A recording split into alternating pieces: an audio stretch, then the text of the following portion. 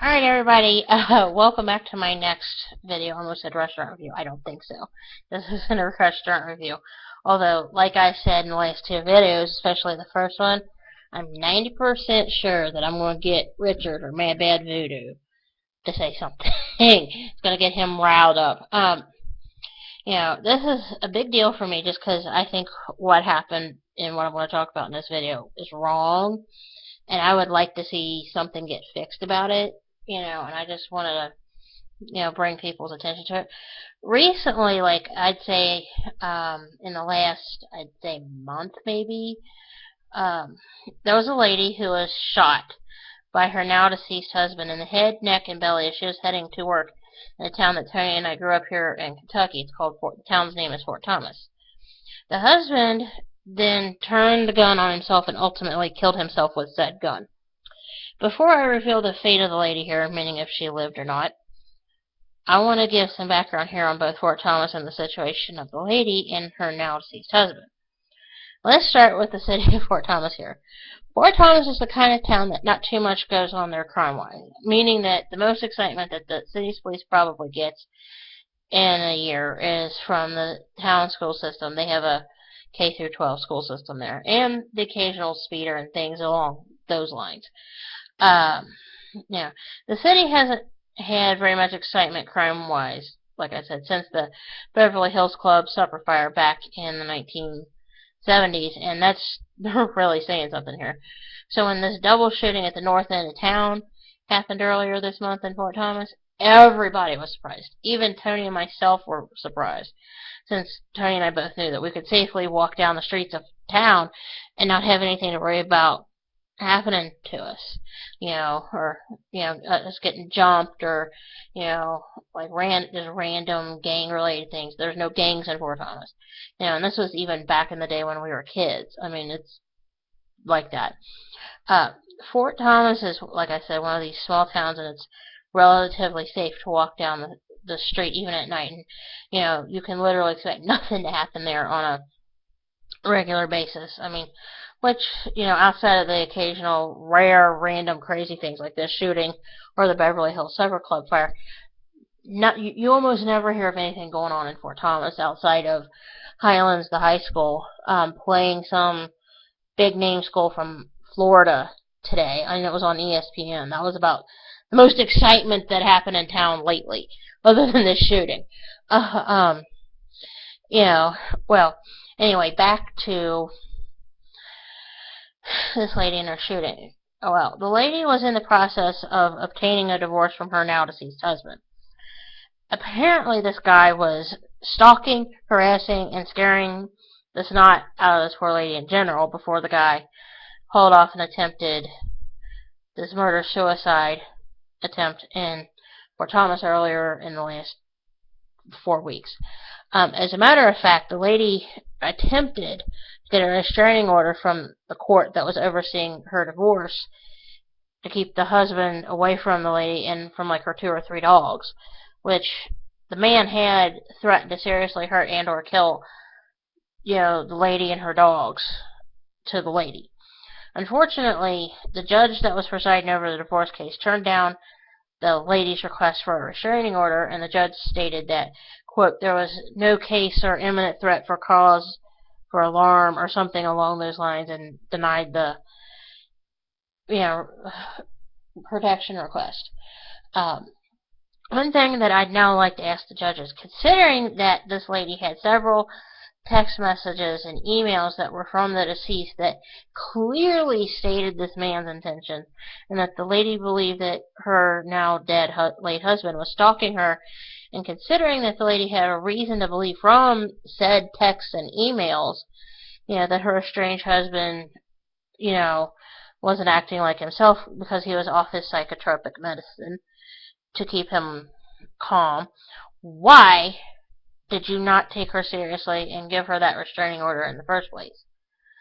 What I find, is ironic is people are wondering the same thing, and, even contacted the news reporters, even contacted the judge to see, why she didn't take this seriously. Because what's worse is that it turns out the judge is also a woman, and this female judge didn't take the victim seriously in the victim's request for this restraining order from her husband, but gives.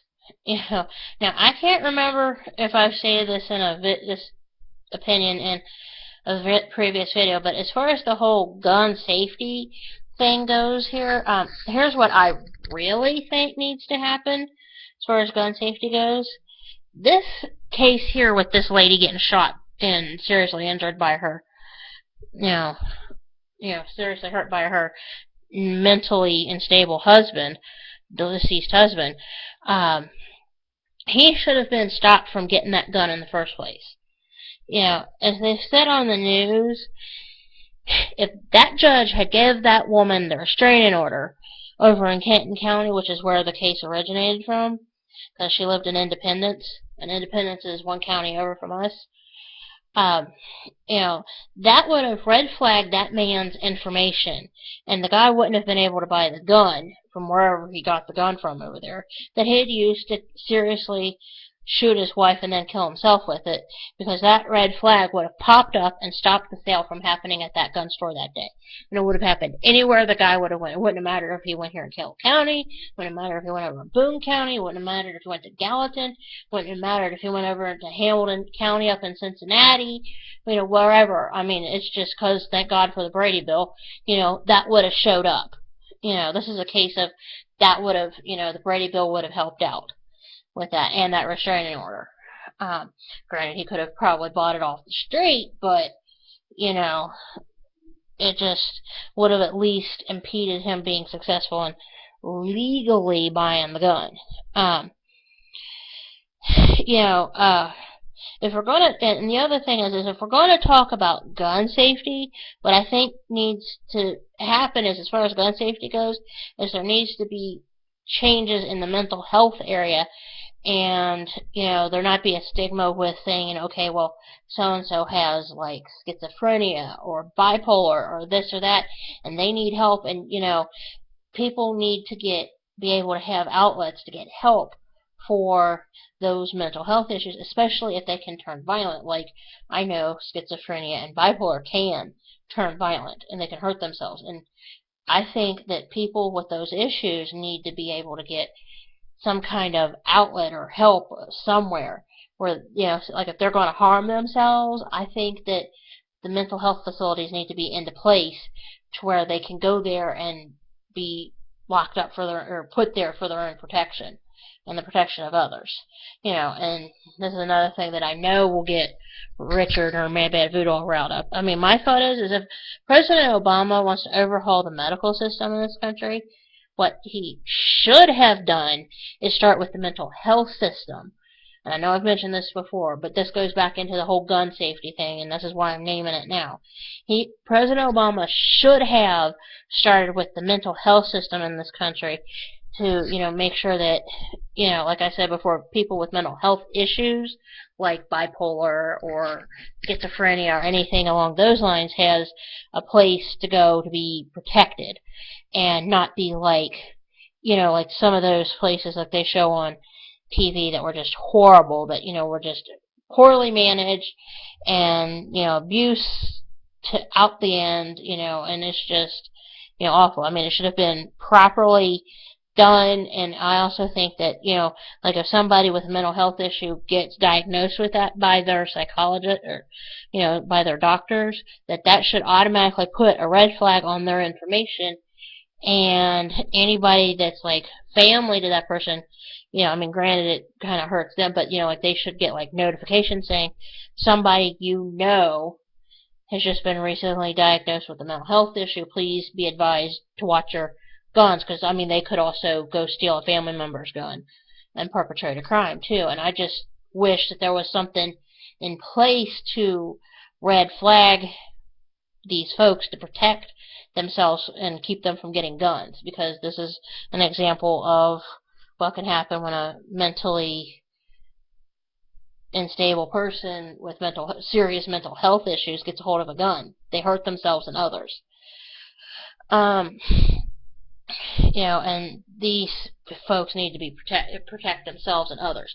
But that aside, by now you're probably beginning to wonder what happened with that poor lady that got shot in Fort Thomas and whether or not she lived or not.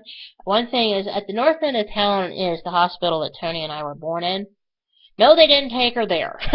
They actually took this lady over to the UC Medical Center over in Cincinnati. They airlifted her.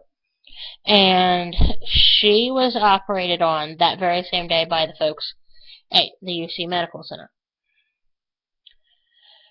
And, that's when they stopped talking about it. And it's like, I'd say about that was like, like I mentioned earlier, it was like 2-3 weeks ago that happened. Well, since then, she woke up and she survived. But that's the good news. That's all of the good news. The bad news is, the poor thing, I feel so horrible for her. She's now a quadriplegic, like Christopher Reeves was when he was alive at the end of his life. Now, it's my understanding that this poor lady is moving to somewhere over in Cincinnati, Ohio to live with her family so they can properly care for her.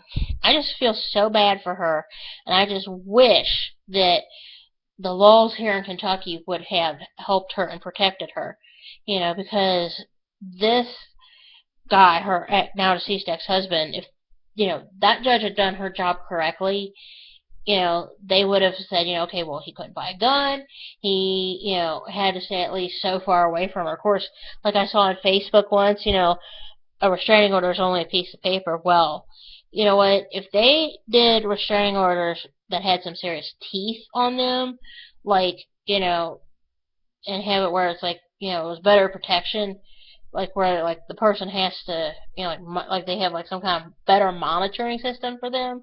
Whenever somebody has a restraining order against them, where it like works better to protect the person that is having the issue from the, person they're being protected from.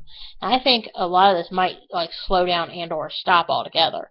But, anyway, I want to stop here because, that's the last of what I gotta say tonight, okay? But anyway, I want to thank you guys for watching and keep an eye out for, other videos here in the near future, okay? Have a good evening. Bye.